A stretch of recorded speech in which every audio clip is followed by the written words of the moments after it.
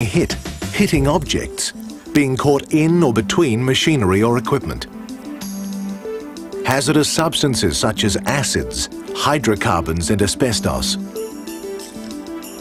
Extremes of temperature, radiation like microwaves, lasers, ultraviolet light, or welding arc flashes. Excessive noise. Biological agents such as bacteria and viruses. Psychological stress such as intimidation, violence, conflict, or time pressure.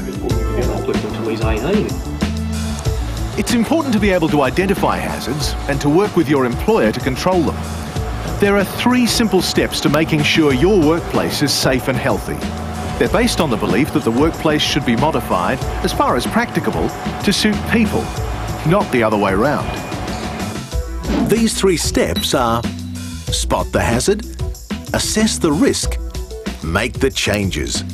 Spot the hazard involves keeping an eye out for things which may cause injury or harm to a person, such as unguarded machinery, electricity, lifting heavy loads, flammable material, heat, unsafe access, chemicals, anything that can harm you.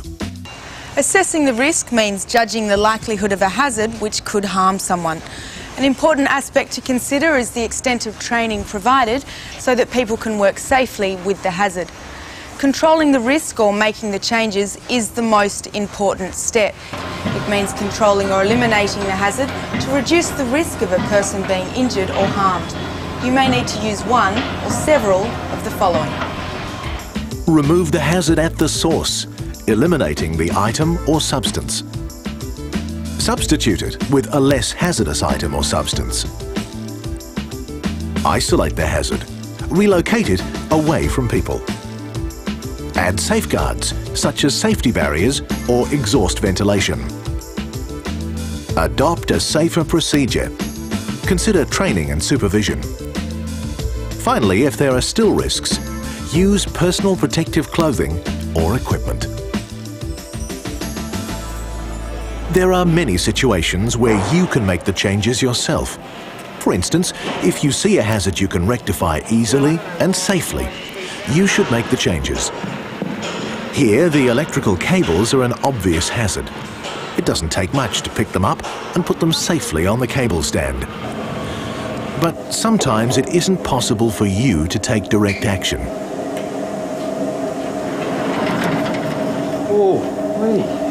Here, the leakage from the drums is too hazardous to be dealt with directly.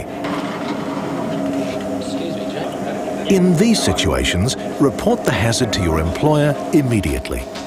Your employer will then assess the risk and make the appropriate changes before an accident occurs. These 3 steps will help you stay on a safe and healthy path in your workplace. Remember to apply them to any new machines, processes or chemicals which might be introduced into your job. In addition to the 3-step principle, there are many safety and health resources available to you.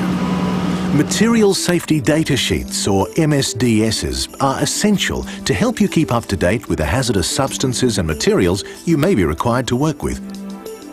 Check with your supervisor about where to find them at your workplace and how to follow the advice. Make sure you refer to the MSDS before you handle any substances you're not familiar with, and to refresh your knowledge of ones you've used before. In and around your workplace, you may see various occupational safety and health signs placed there to warn you of hazards and the precautions you must take. Your employer or supervisor should tell you what these signs mean.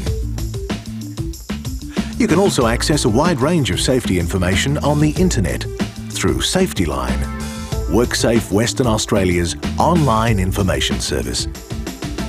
Here you'll also find the complete text of the Occupational Safety and Health Act and regulations and up-to-date supporting information. Rob, is it? Yep. Right, Rob, you haven't dealt with glass before, so just go in nice and easy. Make sure you... Controlling the risks in your workplace will require discussion and cooperation with your supervisor. There should be specific policies in place for dealing with occupational safety and health hazards, which will allow you to do your job safely. Ask your employer if you can read them.